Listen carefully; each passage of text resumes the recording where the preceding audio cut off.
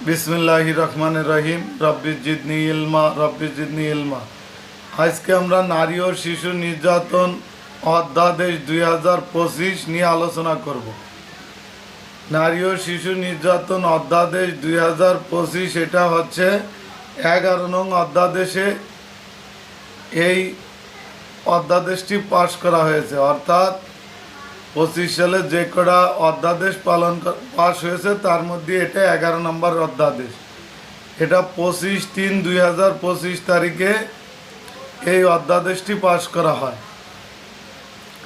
আর এটা আমরা জানি যে সংবিধানের 93 ক্লোজ 1 অনুচ্ছেদ মোতাবেক মহামান্য রাষ্ট্রপতি মহোদয় তিনি এই নারী ও শিশু নির্যাতন দমন সংশোধন আইন 2025 পাশ করেন। এটা ছিল মূল আলোচনা। তাহলে এখান থেকে যদি এমসিকিউ আসে যে নারী শিশু নির্যাতন দমন সংশোধনীয় অধ্যাদেশ এটা কত নং অধ্যাদেশ, এটা হচ্ছে 11 নম্বর অধ্যাদেশ। তারপর যদি এমসিকিউ আসে যে এটা কত তারিখে পাশ হয়েছে, এটা 25শে মার্চ 2025, 25শে মার্চ 2025 তারিখে এই আইনটা পাশ করা হয়েছে। এটা সংবিধানে কত অনুচ্ছেদ অনুসারে পাশ হয়েছে? 93 ক্লোজ 1 অনুচ্ছেদ অনুসারে এই অধ্যাদেশটি পাশ করা হয়। এবার এক ধারায় যেটা বলছে, পূর্বে যাই ছিল সব কিন্তু বাতিলে, এখন একে আসছে যে নারী ও শিশু নির্যাতন দমন সংশোধনীয় অধ্যাদেশ 2025 নামে অবহিত হবে। তাহলে এটা অধ্যাদেশ হিসেবে 2025 নামে অবহিত হবে। এটা ছিল 1 নম্বরের আলোচনা এবং ইহা অবিলম্বে কার্যকারী হবে। এবার 2 ধারায় হচ্ছে আমাদের সংজ্ঞা। অর্থাৎ আপনারা হয়তো জানেন কিনা আমি জানি না, সংজ্ঞার ক্ষেত্রে একটা সূত্র আছে যে আমাদের পুলিশের যেগুলো সংজ্ঞা, অর্থাৎ পুলিশ আইন, পিআরবি, এগুলো হচ্ছে 1 ধারায়, আর সাক্ষ্য আইন হচ্ছে 3 ধারায়, আর ফৌজদারি কার্যবিধি আর হচ্ছে অস্ত্র আইন এর সংজ্ঞা দেওয়া আছে 4 ধারায়, আর বাকি যতগুলো আইন আছে এইগুলোর সংজ্ঞা হচ্ছে 2 ধারায়। এখন আমাদের সংজ্ঞা 2 ধারায় প্রথমে বলতে হচ্ছে অপরাধ, অর্থাৎ 2 কতি হচ্ছে অপরাধ। এই অপরাধ হচ্ছে এই আইনের শাস্তিযোগ্য সকল কাজই হচ্ছে অপরাধ। 2 ক্ষতি হচ্ছে অপহরণ, যদি কোনো ব্যক্তি অপর কোনো ব্যক্তিকে এক স্থান থেকে অন্য স্থানে যাইতে বাধ্য করে বা প্রলুব্ধ করে তাকেই অপহরণ বলে। এটা ছিল 2 খ। 2 গতি বলা হচ্ছে আটক, যদি কোনো ব্যক্তি অপর কোনো ব্যক্তিকে এক স্থান থেকে অন্য স্থানে যাবার গেলে বাধা সৃষ্টি করে বা আটকে রাখে তাকে আটক বলে। এটা আবার দণ্ডবিধি আইনের 340 এটা আলোচনা করা আছে। তাহলে আমাদের 2 গতি পড়লাম আটক। এবার উমো পড়াবো। 2 উমতি হচ্ছে ধর্ষণ। এই ধর্ষণের সংজ্ঞা দণ্ডবিধি আইনে 375 দেওয়া আছে। এখানে 5টা কথা আলোচনা করা আছে যে নারীর সম্মতি ব্যতীত, নারীর ইচ্ছার বিরুদ্ধে, নারীর সম্মতি আছে যদি ভয়ভীতি দেখিয়ে, তারপর নারী জানে যে সে তার স্বামী কিন্তু পুরুষ জানে যে সে তার স্বামী নয়, আর যে ক্ষেত্রে নারীর বয়স 14 বছরের কম হয়। এই 5টা শর্ত হচ্ছে ধর্ষণের আওতায় আসবে। এটা ছিল 375 আর নারী শিশু নির্যাতন আইনের 2 উমো ধারা। 2 চতি হচ্ছে নবজাতক শিশু, অর্থাৎ নবজাতক শিশু বলতে এখানে অনুরুদ্ধ 40 দিনকে বোঝানো হয়েছে। এই অনুরুদ্ধ 40 দিন মানে হচ্ছে 40 দিন পর্যন্ত। যখন 41 দিন হবে তখন শিশুর আওতায় চলে আসবে, আর নবজাতক হলে সেটা হচ্ছে 40 দিন। তাহলে 40 দিনের কম বয়স্ক যে শিশু সেটা হচ্ছে নবজাতক শিশু বলা হয়। এটা হচ্ছে 2 চ দ্বারা। 2 সতি বলা হচ্ছে নারী। এখানে নারী বলতে যে কোনো বয়সের নারীকে বোঝানো হয়েছে। এখানে কিন্তু অনেকে একটা ভুল করে, এখানে শিশু কিন্তু 16 বছর বয়স পর্যন্ত। এই শিশু সে বালকও হইতে পারে, বালিকাও হইতে পারে, সে কিন্তু শিশু। আর 16 বছরের পর থেকে যেটা হবে সেটা হচ্ছে হয় পুরুষ না হয় নারী। এখন যে কোনো বয়স বলতে সবাই মনে করে যে মনে হয় 1 বছর থেকে সে যত বছর পর্যন্ত বাঁচবে তত বছর পর্যন্ত কি সে নারী থাকবে, না, 16 বছরের পর থেকে হলো নারী শুরু হবে, আর 16 বছরের আগ পর্যন্ত সে হচ্ছে শিশু হিসেবে গণ্য থাকবে। তাহলে যে কোনো বয়সের নারী বলতে এখানে বোঝানো হয়েছে 2 স।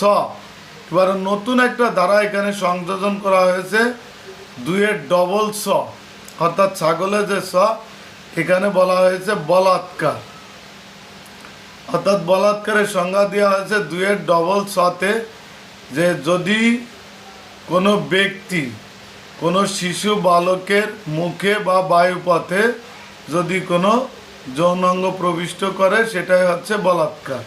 এটা হচ্ছে 2 ডবল স। আর 2 আবার ত্রিবল স নতুন একটা সংজ্ঞা সংযোজন করা হয়েছে, এটা হচ্ছে মারাত্মক জখম।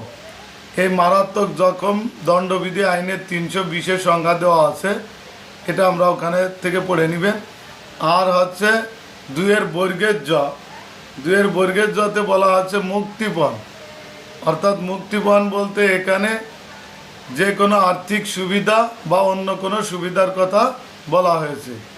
এবার হচ্ছে 2 ইও, এই ইওটি হচ্ছে যৌতুক। আর যৌতুক বলতে তো আমরা সবাই বুঝি, তারপরে যৌতুকটা হচ্ছে কোনো বিবাহ করাকালীন সময় কনের পক্ষ থেকে যদি ছেলের পক্ষের কোনো আত্মীয় স্বজন, পিতা মাতা, ভাই বোন, এমনকি ছেলে যদি কোনো পণ্য বা টাকা দাবি করে সেটাই হচ্ছে যৌতুক। এটা হচ্ছে 2 ইও। 2 ডবল ইওতে এখানে বলা হচ্ছে যৌন কর্ম, এটা নতুন একটা সংজ্ঞা সংশোধন করা হয়েছে। এই যৌন কর্মটা হচ্ছে যদি কোনো ব্যক্তি কোনো নারী বা শিশুর যৌনাঙ্গে বা বায়ুপথে বা মুখে, কোথায় কোথায় যৌনাঙ্গে, বায়ুপথে বা মুখে যদি কোনো যৌনাঙ্গ প্রবিষ্ট করে তাকে যৌন কর্ম বলে। অর্থাৎ যৌন কামনা চরিতার্থ করিবার উদ্দেশ্যে যদি যৌনাঙ্গ প্রবিষ্ট করে কোথায় কোথায়, মুখে, বায়ুপথে অথবা যোনিতে প্রবেশ করলে সেটা হচ্ছে যৌনকর্ম বলে। এটা 2 ডবল ইয়তি বলা আছে। ট ধারাটা খুবই একটা গুরুত্বপূর্ণ সংজ্ঞা। এখানে শিশু, শিশু বলতে এখানে 16 বছর অনূর্ধ্ব 16 বছরের কম বয়স্ক বালক বা বালিকাকেই শিশু বলা হয়।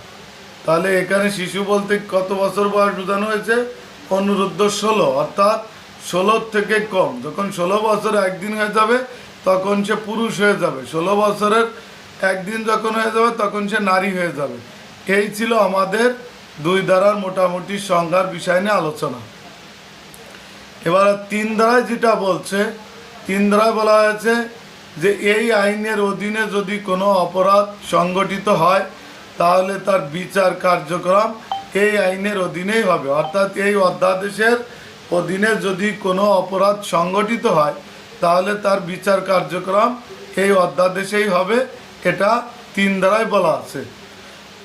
এখন 4 ধারা হচ্ছে দহনকারী, ক্ষয়কারী বিষাক্ত পদার্থ দ্বারা কোনো নারী বা শিশুর মৃত্যু ঘটাইলে। 4 ক্লোজ 1 বলছে দহনকারী, ক্ষয়কারী বা বিষাক্ত পদার্থ দ্বারা কোনো নারী বা শিশুর মৃত্যু ঘটাইলে তার শাস্তি হবে 4 ক্লোজ 1। এই দ্বারাই একটা পরিবর্তন আসছে। আগে অর্থদণ্ড ছিল হচ্ছে 1 লক্ষ টাকা, এখন এই অর্থদণ্ডকে 20 লক্ষ টাকা করা হয়েছে এই যে নতুন সংশোধনীতে। আর 4 ক্লোজ 2 হচ্ছে দহনকারী, ক্ষয়কারী বিষাক্ত পদার্থ দ্বারা কোনো চোখের জ্যোতি নষ্ট করা বা কোনো শ্রবণ শক্তি নষ্ট করা বা কোনো অঙ্গগ্রন্থ নষ্ট করা। এখানে আবার 4-2 আবার ক খ আছে যে যদি কোনো ব্যক্তি দহনকারী ক্ষয় পদার্থ দ্বারা কোনো শ্রবণ শক্তি, দৃষ্টি শক্তি বা যৌনাঙ্গ বা স্তনের মারাত্মক জখম করে তাহলে তার শাস্তি হবে 4-2 ক্লোজ ক। এখানেও আপনার অর্থদণ্ডের একটা পরিবর্তন আসছে।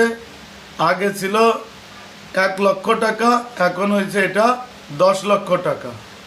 আর 4-2 ক্ষতি হচ্ছে দহনকারী, ক্ষয়কারী বিষাক্ত পদার্থ দ্বারা কোনো নারী বা শিশুর অন্য কোনো অঙ্গ বা গ্রন্থ নষ্ট করলে, যেমন হাত পা অন্য যে গ্রন্থগুলো আছে ওই 4টা বাদে সেসব গ্রন্থ যদি নষ্ট করে তাহলে তার শাস্তি হবে কত দ্বারায়? এই যে আপনার 4-2 খ দ্বারায়। এখানে আবার অর্থদণ্ড ছিল 50,000 টাকা, সেটাকে এখন অর্থদণ্ড করা হয়েছে 5 লক্ষ টাকা। এটা নতুন সংযোজন করা হয়েছে। এবার 4-3 দ্বারায় বলছে যে দহনকারী ক্ষয়কারী বিষাক্ত পদার্থ দ্বারা যদি কোনো নারী বা শিশুর উপর নিক্ষেপ করে, অর্থাৎ চেষ্টা করলো কিন্তু এটা তার শরীরে বা শরীরে কোনো অংশে লাগেনি, এই নিক্ষেপ করার জন্য তার শাস্তি হবে কত দ্বারায়? এই যে আপনার 4-3 দ্বারায়। এখানেও অর্থদণ্ড ছিল আপনার 50,000 টাকা, এখন অর্থদণ্ড হচ্ছে কত? 5 লক্ষ টাকা। এখন আমার এটাই 4 আবার 4 আছে, এই 4 বলছে যে এই যে 1, 2, 3 দ্বারা যে অর্থদণ্ড, এই অর্থদণ্ড অর্থ আইনের 15 ধারা 16 ধারা বিধান অনুসারে আদায় করা হবে। এটা আমরা যখন 15 ধারা 16 ধারা আলোচনা করব তখন আমরা এই বিষয়টা জানতে পারব। এটা ছিল 4 ধারা সম্পূর্ণ আলোচনা। এবার 5 ধারা বাতিল হয়ে গেছে, 6 ধারাও বাতিল হয়ে গেছে, 7 ধারা এবার আসছে। আগে যা ছিল তাই, যে কোনো নারী বা শিশুকে কি করবে? নারী বা শিশুকে যদি অপহরণ করে তাহলে তার শাস্তি হবে 7 ধারায়। আর কোনো পরিবর্তন নাই, অপহরণ করলে নারী বা শিশুকে তার শাস্তি 7 ধারায় দেওয়া আছে। 8 ধারায়ও আগে যা ছিল তাই, যে কোনো নারী বা শিশুকে এই যে অপহরণ করার পর যদি তার কাছ থেকে কোনো মুক্তিপণ চায় তাহলে তার শাস্তি হবে 8 ধারায়। তাহলে 7-এ হচ্ছে আপনার অপহরণ করলে তার শাস্তি, আর 8-এ হচ্ছে মুক্তিপণ দাবি করলে তার শাস্তি হবে 8 ধারায়। কাকে? নারী ও শিশুকে। এবার 9 ধারা একটা ব্যাপক পরিবর্তন আসছে। 9 ধারাটা থেকে আমাদের অধিকাংশ প্রশ্ন হয়, এই জায়গাটা একটু বোঝার বিষয় আছে। 9 ধারার প্রথম কথা হচ্ছে কোনো নারী বা শিশুকে যদি ধর্ষণ করে তার শাস্তি হবে 9-1 ধারা। কি করলে? ধর্ষণ করলে। কাকে? নারী ও শিশুকে ধর্ষণ করলে তার শাস্তি 9-1 ধারা। এখন এই 9-1-এর আবার একে যে একটা ব্যাখ্যা দেওয়া আছে, সেই ব্যাখ্যা হচ্ছে যে 16 বছরের ঊর্ধ্বে, কত? 16 বছরের ঊর্ধ্বে কোনো নারীকে বিবাহের প্রলোভন ব্যতীত, কথাটা বুঝেন, কত? 16 বছরের ঊর্ধ্বে কোনো নারীকে বিবাহের প্রলোভন ব্যতীত যদি তার সম্মতি ব্যতি রেখে তার ইচ্ছার বিরুদ্ধে তাকে প্রলুব্ধ করিয়া বা ভয়ভীতি প্রদর্শন করিয়া যদি তার সাথে যৌন সঙ্গম করে, অথবা এটা হলো নারীর ক্ষেত্রে। আর শিশুর ক্ষেত্রে বলছে যে এই যে 1 থেকে 16 বছর পর্যন্ত কোনো শিশুর সম্মতি সহকারে অথবা সম্মতি ব্যতীত যদি কোনো যৌন সঙ্গম করে তাহলে তার শাস্তি হবে 9-1 ধারায়। আর 9-1 আবার ক্লোজ 2 আছে, যে এখানে ধর্ষণ বলতে বলাৎকারকে বোঝানো হয়েছে। অর্থাৎ ধর্ষণের একটা নাম ধর্ষণ থাকবে, আবার যেটা বলাৎকার হয় সেটাও ধর্ষণের আওতায় চলে আসবে। এটা 9-1 আবার 2 বলছে। এবার 9-2 যেটা বলছে যে ধর্ষণ করিয়া যদি কোনো নারীর মৃত্যু ঘটায় যা পূর্বে ছিল তার শাস্তি তাই হবে। অর্থাৎ যদি কোনো নারী বা শিশুকে ধর্ষণ করে মৃত্যু ঘটায় তাহলে তার শাস্তি হবে কত ধারায়? 9-2 ধারায়।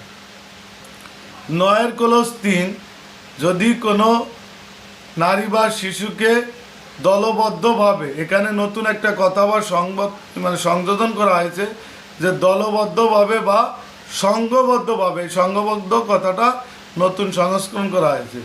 তা দলবদ্ধভাবে বা সংঘবদ্ধভাবে কোনো নারীকে যদি ধর্ষণ করে, অর্থাৎ একাধিক ব্যক্তি দলবদ্ধভাবে বা সংঘবদ্ধভাবে কোনো নারীকে যদি ধর্ষণ করে তার শাস্তি হবে 9-3 ধারায়। 9-4 ধারা। 4 ক, এখানে 4 ক, খ, গ 3টা আসছে, এখানে গ আবার নতুন ধারাটা সংযোজন করছে। তারই 9-এর ক্লোজ কতে যে কথা বলছে যে ধর্ষণ করার পর, অর্থাৎ ওই যে 9-এর ক্লোজ 1 ধারায় যে নারীকে ধর্ষণ করছে বা শিশুকে ধর্ষণ করছে, এখানে সেটা বলছে যে 9-এর 4-এর কতই বলছে যে ধর্ষণ করার পরে যদি কোনো নারী বা শিশুকে মৃত্যু ঘটানোর চেষ্টা করে, অর্থাৎ ওই ধর্ষক চিন্তা করলো যে আমি যে ধর্ষণ করছি এটা যদি এই নারী আবার পরে বলে দেয়, এই জন্য সে কি করলো, মৃত্যু ঘটানোর চেষ্টা করলো। এই মৃত্যু ঘটানোর চেষ্টা করার কারণে তার শাস্তি হবে কত ধারায়, 9-এর 4-এর ক্লোজ ক ধারায়। এবার 9-এর 4-এর ক্লোজ খতি বলছে যে যদি কোনো ব্যক্তি কোনো নারী বা শিশুকে ধর্ষণের চেষ্টা করে, অর্থাৎ ধর্ষণের চেষ্টা করা, সে কিন্তু ধর্ষণ করে নেই, ধর্ষণের জন্য চেষ্টা করছে, এই জন্য তার শাস্তি হবে 9-এর 4-এর ক্লোজ খ দ্বারা।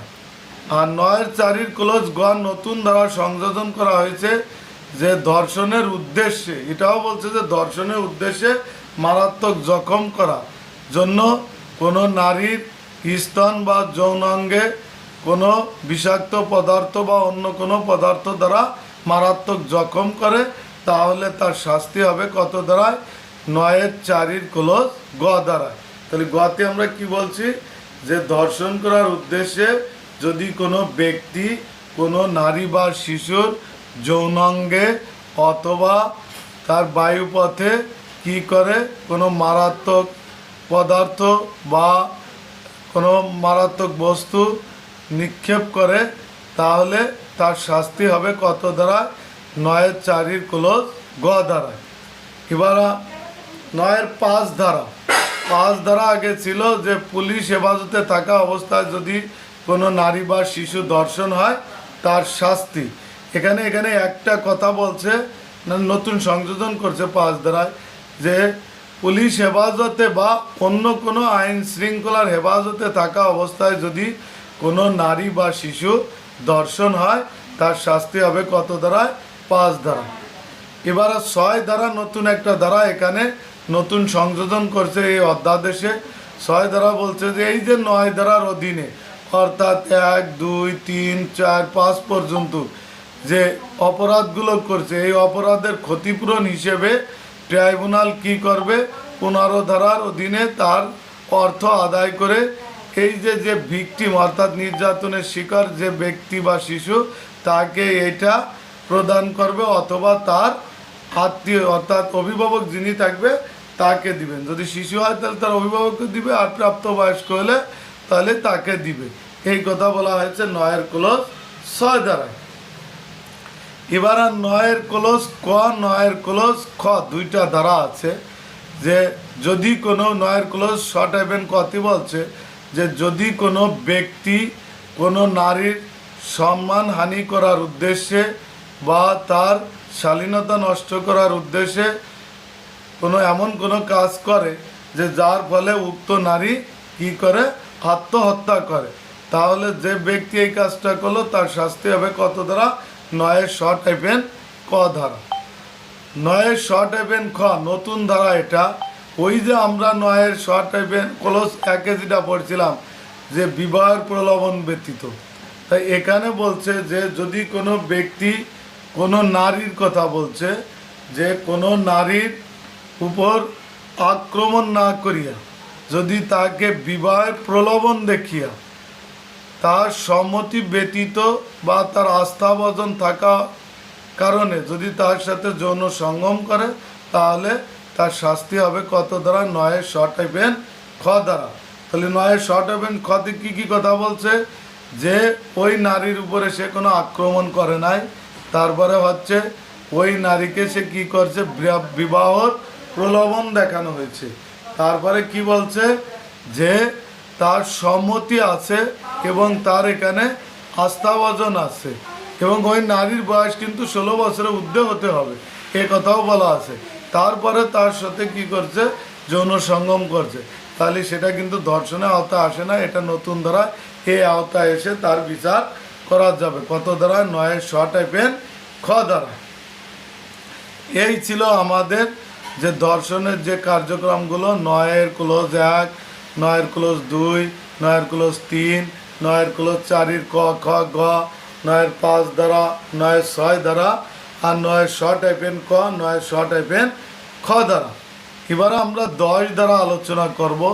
যদি কোনো ব্যক্তি যৌন নিপীড়নের উদ্দেশ্যে কোনো নারীর শ্লীলতাহানি করে তাহলে তার শাস্তি হবে কত দ্বারায়? 10 দ্বারা। অর্থাৎ সে যৌন কামনা চরিতার্থ করিবার উদ্দেশ্যে কোনো নারীর শরীরে হাত দিল বা কোনো অঙ্গে হাত দিল তাহলে তার শাস্তি হবে কত দ্বারায়? এই অত্র আইনের 10 দ্বারায়। এই ধারার কোনো পরিবর্তন হয়নি। এবারে হচ্ছে 11 ধারা।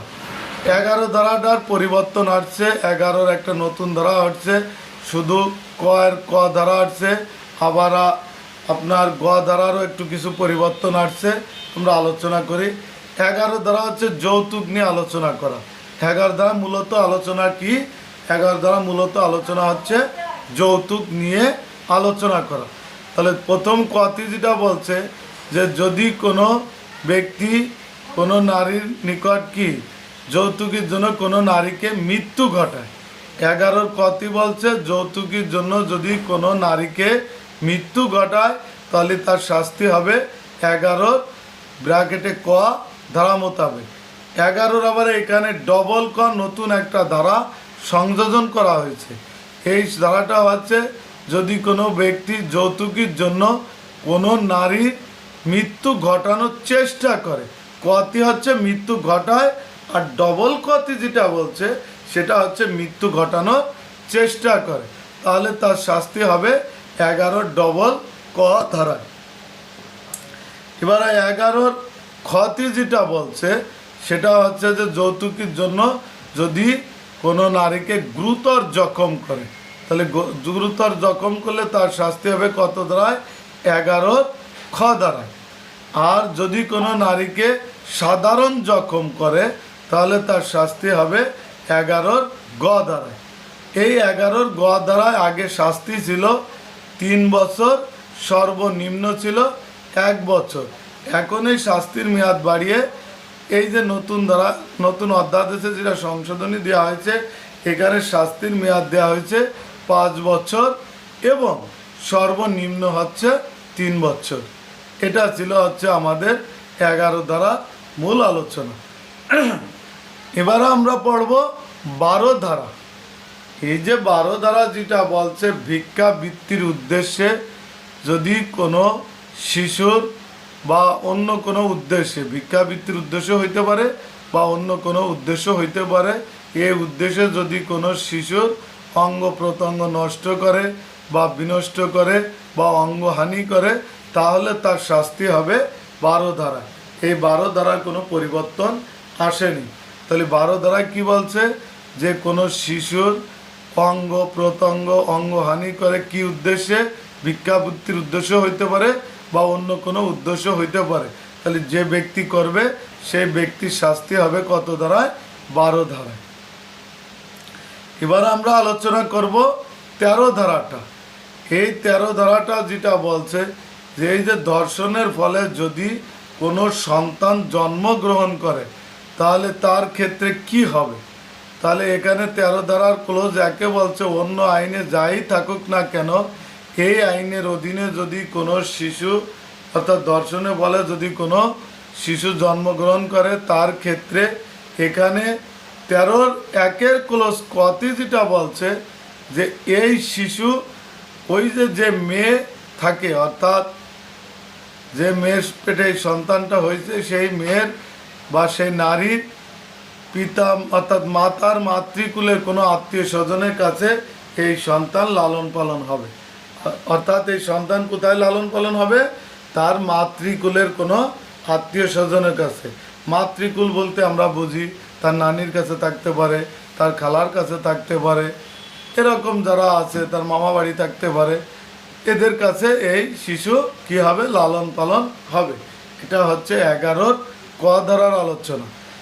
1-এর ক 11-র 1-এর খতি যেটা বলছে যে এই শিশু ওই ছেলে মেয়ে উভয়ের পরিচয়ে পরিচিত হবে, অর্থাৎ সে তার বাবা মা ওরা দুজনেই হবে। এই কথা এখানে ক্ষতি বলা আছে। গতি যেটা বলা আছে, এই শিশুর ব্যয়ভার, এই শিশুর ব্যয়ভার কিন্তু রাষ্ট্র বহন করবে। অনেকে উত্তর দেয় যে এমসিকিউ আসলে যে শিশুর ব্যয়ভার কে বহন করবে? সরকার, রাষ্ট্র, ধর্ষক, উপরে উপরে সব কয়টি। অনেকে সব কয়টিও দিয়ে থাকে, অনেকে রাষ্ট্রও দিয়ে থাকে, অনেকে ধর্ষকও দিয়ে থাকে, আবার অনেক ক্ষেত্রে সরকারকেও অনেকে দিয়ে থাকে। তাহলে এখানে মূলত গতি যেটা বলা আছে যে এই শিশুর ব্যয়ভার বহন করবে কে? রাষ্ট্র বহন করবে। আর গতি যেটা বলছে যে এই শিশুর ব্যয়ভার কতদিন পর্যন্ত বহন করবে। এখানে যদি সুস্থ স্বাবলম্বী শিশু হয়, যদি সে ছেলে সন্তান হয়, তার ব্যয়ভার বহন করবে 18 বছর পর্যন্ত। আর যদি সে মেয়ে শিশু হয়, তাহলে তার ব্যয়ভার বহন করবে তার বিবাহ না হওয়া পর্যন্ত। আর যদি সে শিশু যদি প্রতিবন্ধী হয়, তাহলে সে স্বাবলম্বী না হওয়া পর্যন্ত তার ব্যয়ভার এই রাষ্ট্র বহন করবে। এটা হচ্ছে কত ধারা? 13 ঘ দ্বারা আলোচনা করা, 1 ঘ। এবার 13 2 ধারায় যেটা বলছে যে এই যে শিশুর যে ব্যয়ভার, এটা সরকার বিধি মোতাবেক নির্ধারণ করবে। কে নির্ধারণ করবে? সরকার নির্ধারণ করবে। কিভাবে? বিধি মোতাবেক। এটা ছিল 13 2। 13 3 ধারায় বলছে যে এই ব্যয়ভার সরকার এই ধর্ষকের নিকট হইতে আদায় করবে।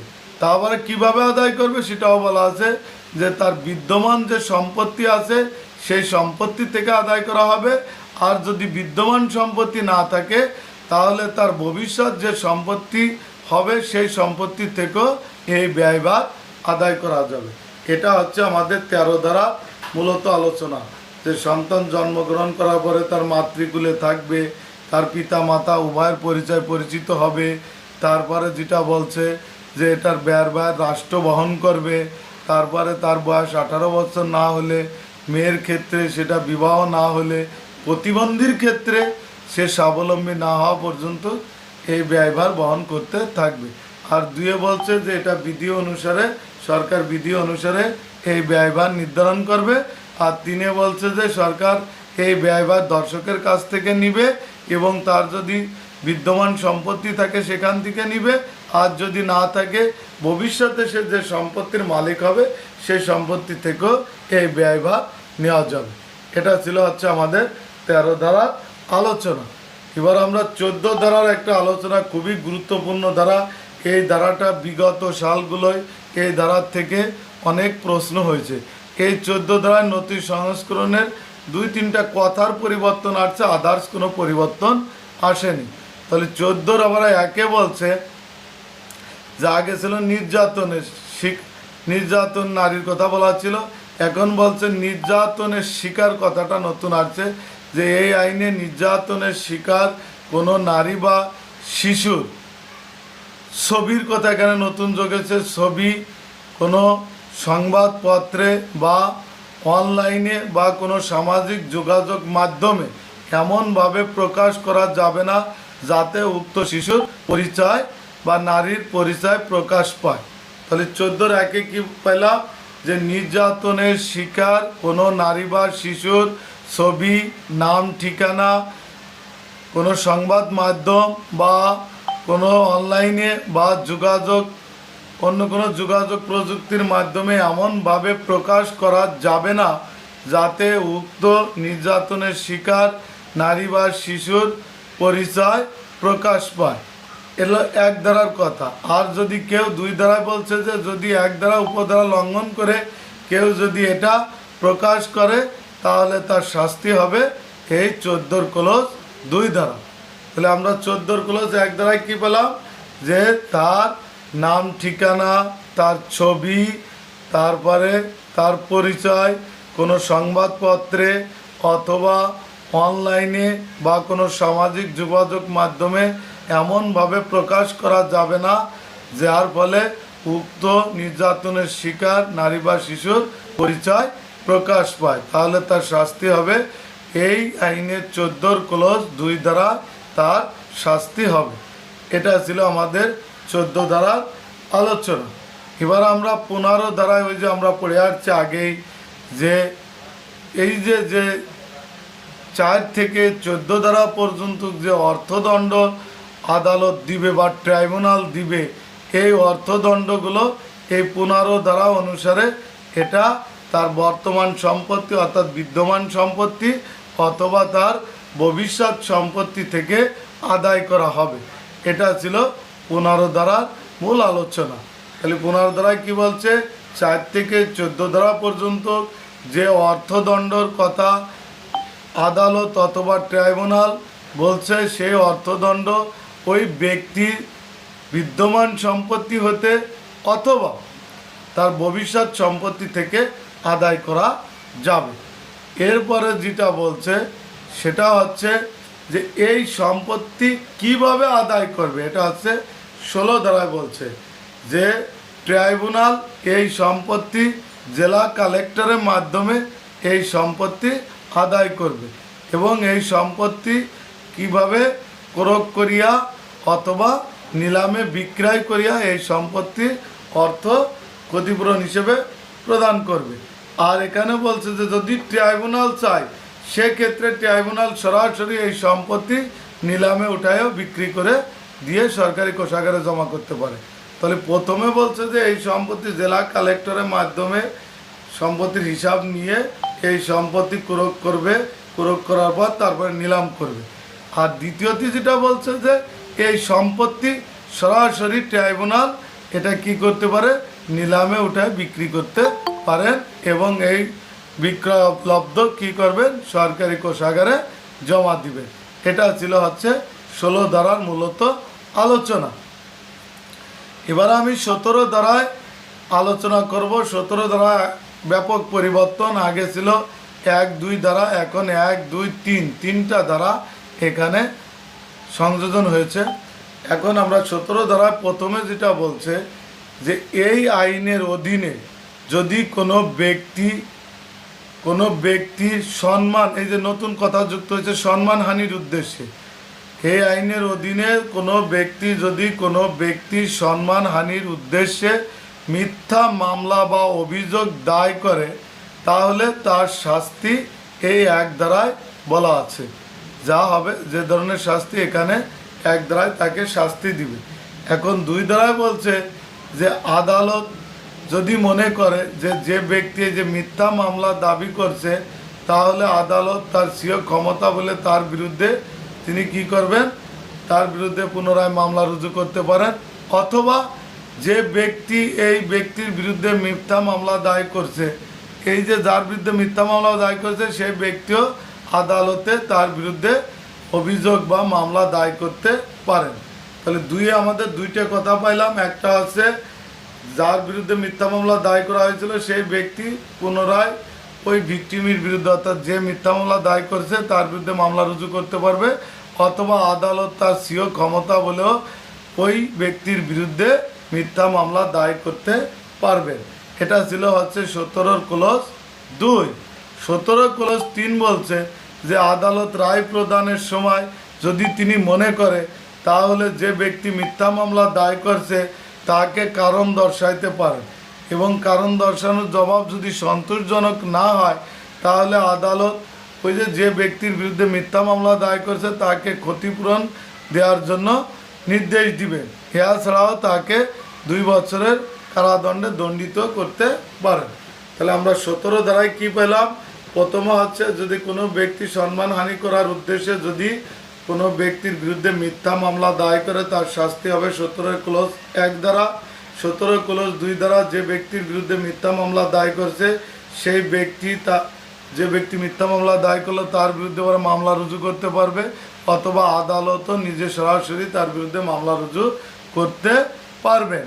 আর 3 বলছে যে আদালত রায় প্রদানের সময় যে ব্যক্তি মিথ্যা মামলা দায়ের করছে তাকে কারণ দর্শাইতে পারেন বা তাকে ওই ব্যক্তিকে ক্ষতিপূরণের নির্দেশ দিতে পারেন অথবা তাকে শাস্তিও দিতে পারেন। এই ছিল আমাদের 17 ধারা মোটামুটি আলোচনা। এবার আমরা 18 ধারা একটা আলোচনা করব, সেটা হচ্ছে তদন্ত প্রক্রিয়া।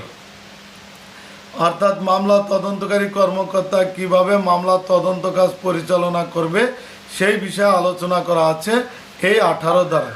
তাহলে প্রথমে বলছে যেটা মামলা তদন্তকারী কর্মকর্তা যে আসামি যদি হাতে নাতে গ্রেপ্তার হয় তাহলে তিনি 15 কার্য দিবসের মধ্যে এই তদন্ত কাজ সম্পূর্ণ করবেন।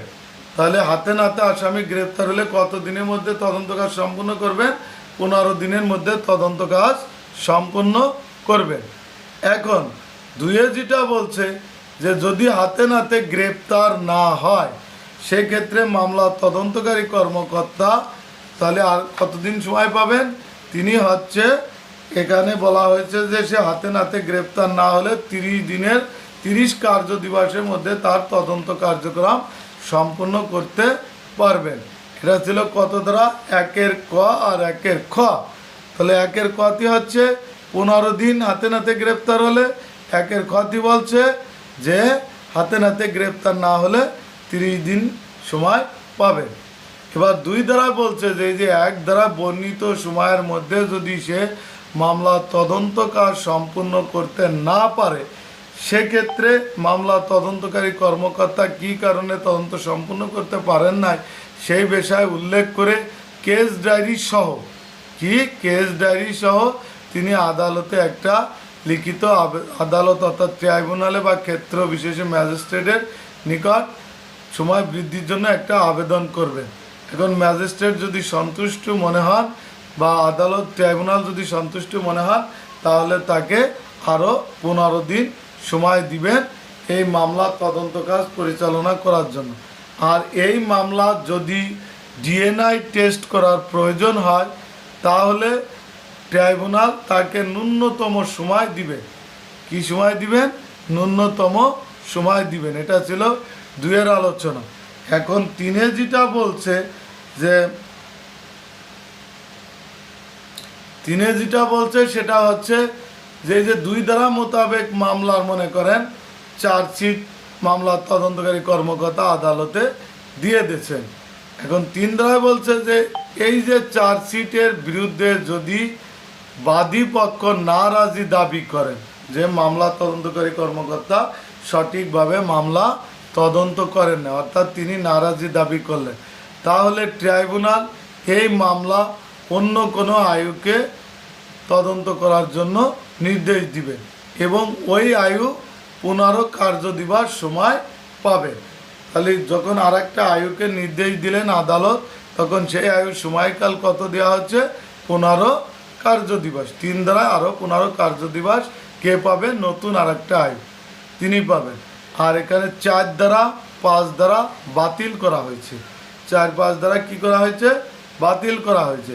এখন 6 দ্বারাই বলছে এই যে 2 দ্বারাই ট্রাইব্যুনাল বা ক্ষেত্র বিশিষ্ট ম্যাজিস্ট্রেট যে বর্ধিত সময় দিল এবং 3 দ্বারায় যে সময় দিল নতুন আয়ুকে, এই সময়ের মধ্যে যদি তারা মামলা তদন্ত কাজ সম্পূর্ণ করতে না পারেন তাহলে ট্রাইব্যুনাল তাদের বিরুদ্ধে তাদের বার্ষিক যে গোপনীয় অনুমোদনে অথবা চাকরির যে বিধিমালা আছে সেই অনুসারে তাদের বিরুদ্ধে বিভাগীয় ব্যবস্থা গ্রহণের জন্য নির্দেশ দিবে। কার কার বিরুদ্ধে? প্রথম আয়ুর বিরুদ্ধে এবং দ্বিতীয় আয়ুর বিরুদ্ধে। কত দ্বারায়? এই 18 ক্লোজ 6 দ্বারা মোতাবেক তাদের বার্ষিক যেটা এসিআর বলা হয় এই এসিআরে অথবা চাকরির যে বিধিমালা আছে সেই অনুসারে তাদের বিরুদ্ধে শাস্তি দেওয়ার জন্য আদালত বা ট্রাইব্যুনাল নির্দেশ দিবেন। কত দ্বারায়? 6 দ্বারা। এবার 7 দ্বারায় যে মামলা তদন্ত শেষে ন্যায় বিচারের স্বার্থে, কিসের স্বার্থে? ন্যায় বিচারের স্বার্থে আসামিকে সাক্ষী হওয়ার নির্দেশ দিতে পারেন কে? ট্রাইব্যুনাল। আসামিকে অর্থাৎ এই যে রাজ সাক্ষী করতে পারেন। এই আইনে রাজ সাক্ষী যদি কথা বলা হয় তাহলে কত? 18 ক্লোজ 7 রাজ সাক্ষী হতে পারে আসামি। এখন 18 ক্লোজ 8 যে কথা বলছে 18 ক্লোজ 8 বলা হয়েছে যে ট্রাইব্যুনাল মামলা বিচার কার্যক্রম করার সময় যদি দেখতে পান যে মামলা তদন্তকারী কর্মকর্তা সঠিকভাবে মামলা তদন্ত পরিচালনা করেন নাই এবং সঠিকভাবে আলামত সংগ্রহ করেন নাই এবং সঠিক সাক্ষীদের সাক্ষ্য গ্রহণ করেন নাই এবং আসামিকে বাঁচানোর জন্য তিনি আসামিকে সাক্ষী হওয়ার জন্য প্রস্তাব করছেন, তাহলে ট্রাইব্যুনাল এই মামলা তদন্তকারী কর্মকর্তার বিরুদ্ধে চাকরি বিধিমালা অনুসারে যে বিভাগীয় ব্যবস্থা গ্রহণ করা যায় তা গ্রহণ করার জন্য নির্দেশ দিবে। কত ধারায়? 18(8) ধারায়। 18(9) বলছে যে বাদী মামলা তদন্তকারী কর্মকর্তা পরিবর্তন করার জন্য আবেদন করলে অথবা ট্রাইব্যুনাল অন্য কোনো মাধ্যমে যদি জানতে পারে, সেক্ষেত্রে মামলা তদন্তকারী কর্মকর্তাকে পরিবর্তন করতে পারবে। এটা হচ্ছে 18(9) ধারা। 18(10) যেটা নতুন ধারা, এটা সংযোজন করা হয়েছে যে 9 ধারার অধীনে যদি কোনো মামলা তদন্ত চলমান সময় কোনো মামলা তদন্তকারী কর্মকর্তাকে প্রশাসনিক কারণে বদলি করা যাবে না। তাহলে 9 অর্থাৎ 18(10) কি বলছে যে 9 ধারার অধীনে কোনো মামলা তদন্ত চলমানকালে কোনো তদন্তকারী কর্মকর্তাকে প্রশাসনিক কারণে বদলি করা যাবে না। তাহলে এই ছিল আমাদের 1 ধারা থেকে 18 ধারা পর্যন্ত আলোচনা। আমি বাকি আলোচনা আগামীকাল আপনাদের সম্মুখে করব। ঠিক আছে।